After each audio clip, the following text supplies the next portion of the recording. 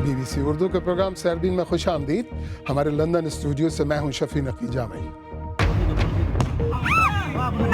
Police کا کہنا ہے کہ شہر میں سلسلہ وار حملوں اور دھماکوں میں خود کو دولت اسلامیہ کہنے والی شدت پسند تنظیم کا ہاتھ ہے. پاک چین اقتصادی راہداری منصوبے پر صوبوں کے تحفظات. وفاق پر الزام کہ وہ اس معاملے میں وفاق کی نہیں بلکہ پنجاب کی نمائندگی کر رہا ہے. اب جو ہے قوم پرستی کا الزام صرف ہم پہ نہیں آتا، وہ پنجاب بھی آج ایک قوم پرست قوم بن کر ابھر رہی ہے سامنے. اور ملیے گا آسا مارشل سے، جنہوں نے گیت لکھے، ماڈلنگ بھی کی اور اپنے مرض کو کبھی اپنے پروفیشن کی راہ میں رکاوٹ نہ بننے دیا. انڈونیشیا کے دارالحکومت جکارتہ میں پولیس کہتی ہے کہ شہر میں سلسلہ وار حملوں اور دھماکوں میں خود کو دولت اسلامیہ کہنے والی شدت پسند تنظیم ملوث ہے. پولیس کے بقول اس واقعے میں 5 حملہ آور، کم از کم 2 عام شہری ہلاک ہوئے. یہ حملے شہر کے ایسے علاقے میں ہوئے جہاں اہم سرکاری عمارتیں اور سفارت خانے ہیں. ہمارے دفاعی امور کے نامہ نگار فرینک گارڈنر کی رپورٹ غضنفر حیدر کی زبانی. یہ دھماکہ دارالحکومت جکارتہ کی مرکزی شارع کے نزدیک واقع ایک کافی ہاؤس کے پاس ہوا. پولیس کے مطابق حملے میں 5 مبینہ حملہ آور مارے گئے، جن میں سے 2 خود کش دھماکوں میں ہلاک ہوئے. علاقے میں 1 گھنٹے سے زائد وقت تک فائرنگ کی آوازیں سنائی دیتی رہیں اور کئی دھماکے سنائی دیے. حملہ آوروں نے ایک اسٹاربکس کیفے، ایک سنیما اور اقوام متحدہ کے دفاتر کو بھی نشانہ بنایا، جس کے بعد ان کو ڈھونڈنے کا ایک وسیع آپریشن شروع کیا گیا جو کہ کئی گھنٹوں بعد ختم ہوا. وہ اکیلا تھا اور بہت دیر تک فائرنگ کرتا رہا اور آس پاس سب کو نشانہ بنا رہا تھا. یہ اسی سڑک پر ہوا جہاں پولیس چوکی ہے.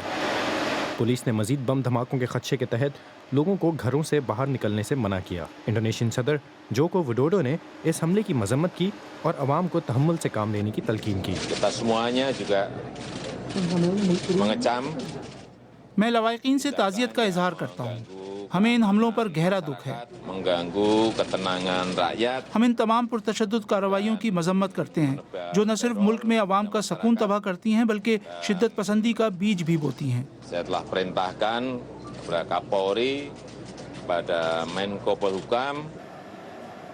ماضی میں بھی اسلام پسند مسلم تنظیموں کی جانب سے انڈونیشیا میں حملے ہوتے رہے ہیں.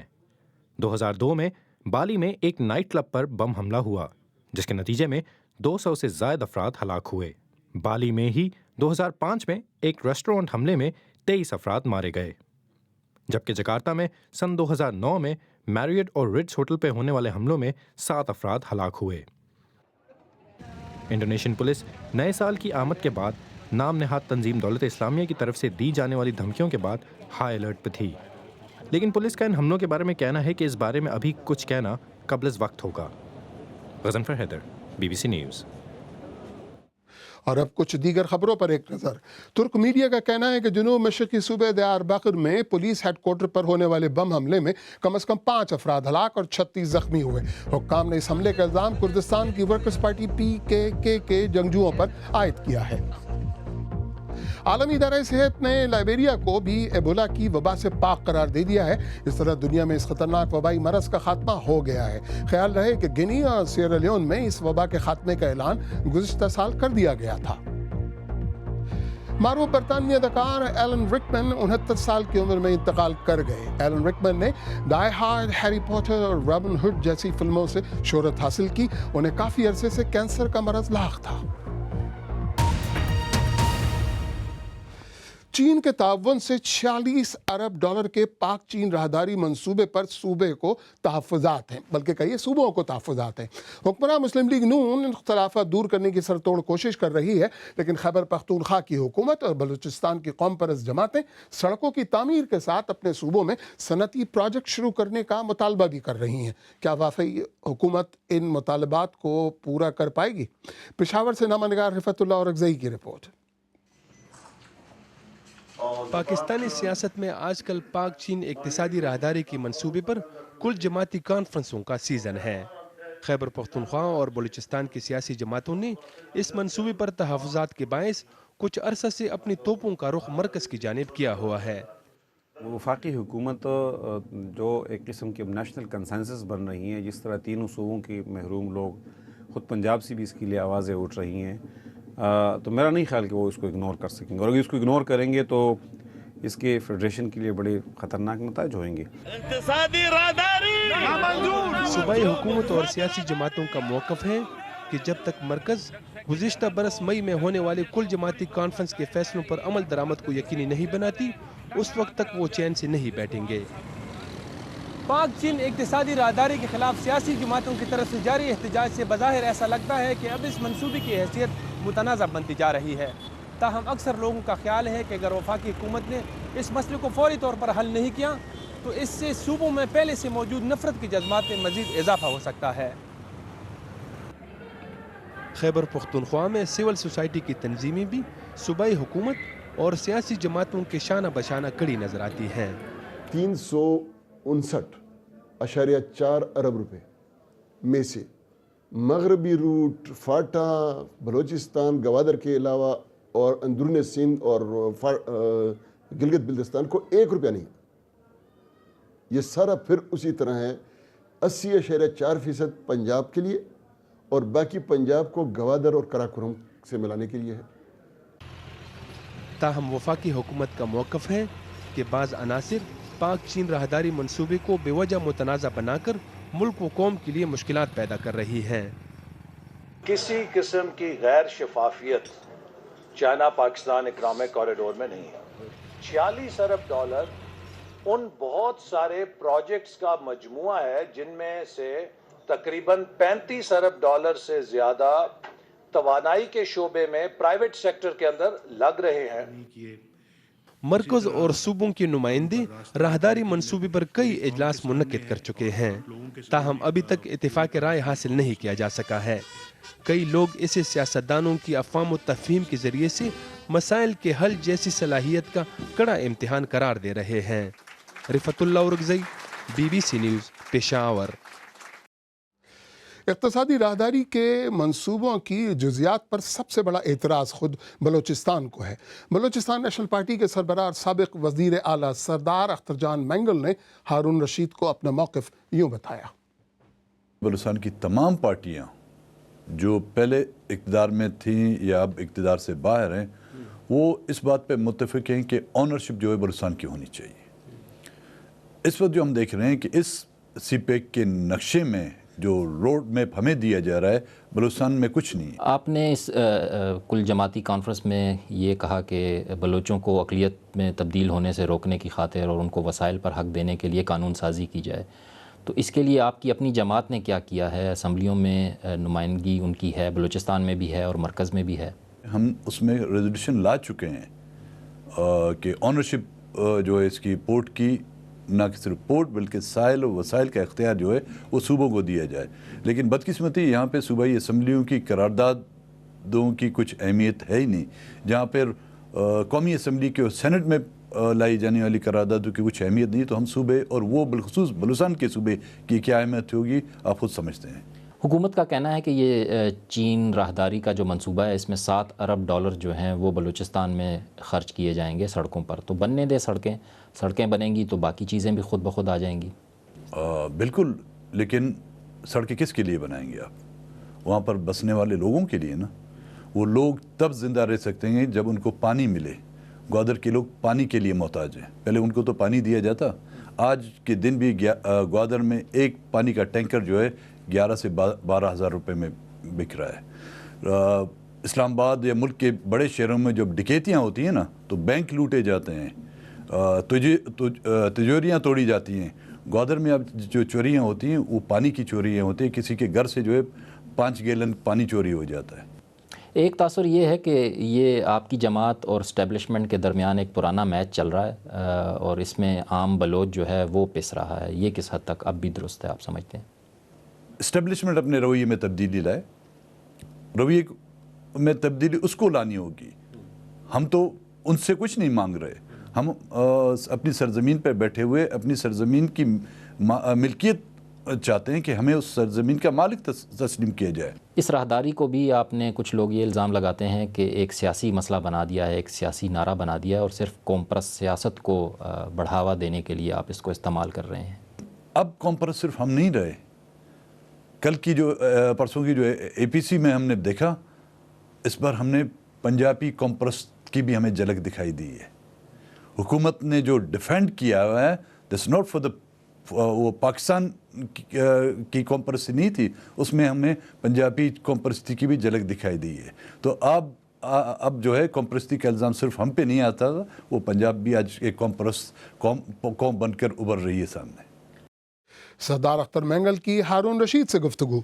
BBC उर्दू के प्रोग्राम सहरबीन में आगे चलकर देखिएगा, पाक भारत मुज़ाकरात का मुख्तसर इल्तवा और जैश मोहम्मद के खिलाफ कार्रवाई का भारतीय खैर मकदम। और मिलिएगा एक ऐसी एशियाई मॉडल से जिनका मरज़ कभी उनके लिए रुकावट न बन सका।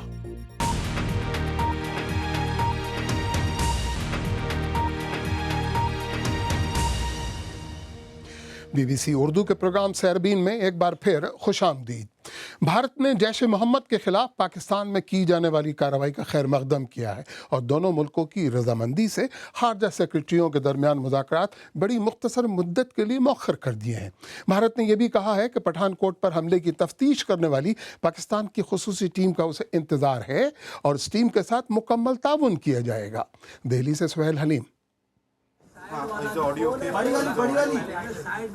मुजव्वज़ा मुज़ाकरात सिर्फ मौखिर किए गए हैं, मनसूख नहीं, और बाहमी रिश्तों के लिए ये अच्छी खबर है।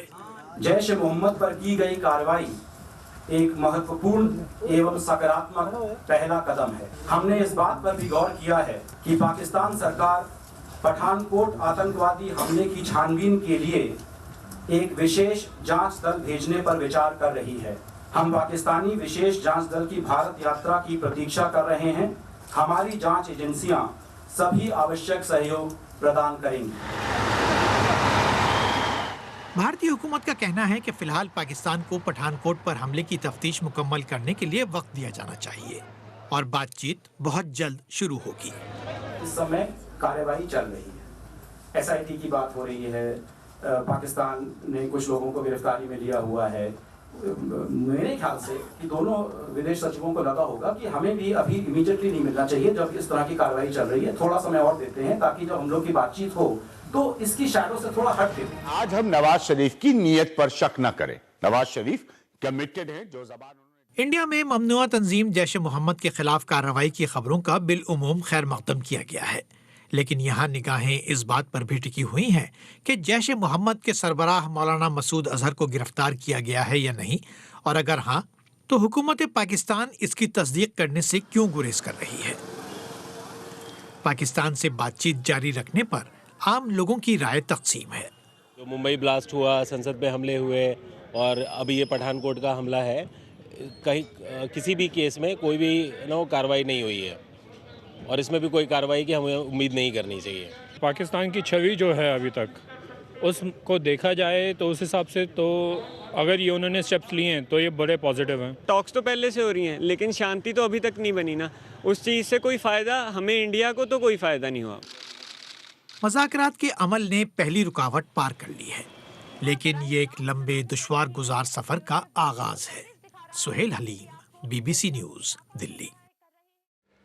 हमारी वेबसाइट bbcurdu.com पर अमेरिका में $1.5 अरब की लॉटरी जीतने की खबर सबसे ज़्यादा पढ़ी गई। इसके अलावा जैश मोहम्मद का ये बयान कि गिरफ्तारियों से तंजीम और उसके मकासद पर कोई फ़र्क नहीं पड़ेगा, आप ये खबर भी खूब पढ़ रहे हैं। पाकिस्तानी निजात बरतानवी मॉडल आसा मार्शल की उम्र 27 साल है और उन्हें दिमागी फालिज का आर्जा भी लाक है, जिसके तदारुक के लिए वो पहली बार ऑपरेशन थिएटर जा रही हैं, इस उम्मीद के साथ कि डीप ब्रेन स्टिमुलेशन नामी इस सर्जरी से उस दर्द में कमी आएगी जो निढाल कर देता है। आसा मार्शल के बकौल उनकी माजूरी महज एक स्पीड बम्प है जो उन्हें मुकम्मल तौर पर जीने से रोक नहीं सकता। BBC एशियन नेटवर्क की अनीसा कादरी की रिपोर्ट की अंदील शाम की ज़बानी। आसा मार्शल की हरकत करने की सलाहियत तब से महदूद रही है जब पैदाइश के दौरान अम्बिलिकल कॉर्ड उनकी गर्दन के गिर्द फंस गया और उन्हें ऑक्सीजन से महरूम कर दिया। लेकिन माजूर अफराद की मदद करने वाली 27 साला कारकुन ने इस मर्ज को रुकावट नहीं बनने दिया। उन्होंने डिग्री हासिल की और प्रोफेशनल मॉडल जैसे करियर भी निभाए हैं। एक बैनुल-अक़वामी मैगजीन में मेरे बारे में पूरे सफ़े का आर्टिकल शाये हुआ और उसके बाद एक मॉडलिंग एजेंसी ने मेरे साथ राब्ता किया। अब वो पहली मर्तबा सर्जरी के लिए तैयार हो रही हैं। Now that I'm 27, I find it much more. 27 बरस की उम्र में मेरे लिए अपनी हरकत को कंट्रोल करना ज़्यादा मुश्किल साबित हो रहा है और मैं बहुत थक भी जाती हूँ। मुझे उम्मीद है कि इस ऑपरेशन से मुझे आराम मिलेगा और मैं एक बेहतर ज़िंदगी गुजार सकूंगी। मैं ड्राइविंग करना चाहती हूँ और रोज़मर्रा की चीज़ें जैसे कि खाना बनाना चाहती हूँ। आसा जिस किस्म की सर्जरी के लिए जा रही हैं वो है डीप ब्रेन स्टिमुलेशन, जिसमें दिमाग के खास मकामात में तारों को अंदर तक डाला जाता है। बिजली पूरे जिस्म में फैल जाती है, जिससे आसा की बीमारी से पैदा होने वाली गैर इख्तियारी हरकतों की शिद्दत कम हो सकती है। ऑपरेशन मेरी नक्लो हरकत में मदद करेगा। इसमें मेरे चेहरे और जिस्म की हरकतें शामिल हैं। ये मेरा ऑफिस है जहाँ मैं अपने तमाम खैराती काम करती हूँ। आसा माजूर अफराद के लिए तकरीबात और तफरीही प्रोग्राम्स का इंतजाम करती हैं। वो कहती हैं कि वो माजूर लोगों के बारे में गलत तस्वुरात को मिटाना चाहती हैं। लोग हमेशा ऐसे सवाल करते हैं जैसे क्या आप मोहब्बत कर सकती हैं? क्या आप और लोगों के साथ रिश्ते कायम कर सकती हैं? यकीनन कर सकती हूँ। मैं चाहे जिस्मानी तौर पर पुख्ता नहीं हूँ, मैं व्हील चेयर पे हूँ, लेकिन जहनी और जज्बाती तौर पर तो मैं बहुत मजबूत हूँ। मुझे मेरे ख़ानदान और दोस्तों ने हमेशा सपोर्ट किया है। मैं दुनिया को दिखाना चाहती हूँ कि इस माजूरी का कोई मायने नहीं है, ये महज एक स्पीड बम्प है। आसा की बीमारी को आराम देने वाली ये सर्जरी इसी हफ्ते लंदन में की जा रही है, लेकिन मुख्तलिफ अफराद पर इस सर्जरी का मुख्तलिफ असर होता है। देखना होगा कि इस सर्जरी से आसा को कितनी मदद मिलती है। अगर आप ये रिपोर्ट या आज का प्रोग्राम दोबारा देखना चाहें तो हमारे YouTube चैनल पर आइए। पता है youtube.com/BBC Urdu। अगर आप हमारा प्रोग्राम मोबाइल पर देखते हैं तो हमने आपके लिए खुसूसी मोबाइल प्लेलिस्ट भी तैयार की है जो हमारे YouTube पेज पर मौजूद है। हमारे YouTube चैनल को सब्सक्राइब करना मत भूलिएगा। अगर आप चाहें तो मुझसे और हमारी टीम के दीगर साथियों से ट्विटर पर भी रब्ता कर सकते हैं। मेरा ट्विटर हैंडल है @शफी_नकी_जामई। इसके साथ ही सहरबीन तो अख्ताम को पहुंचा, लेकिन प्रोग्राम में पेश होने वाले मौज़ूआत पर अगर आप अपने ख्यालात का इजहार करना चाहें तो फेसबुक ट्विटर हाजिर है। आप हमारे हैंडल @BBC उर्दू के जरिए भी हमसे रब्ता कर सकते हैं। तो मुझे पूरी टीम समेत इजाज़त दीजिए। खुदा हाफिज़।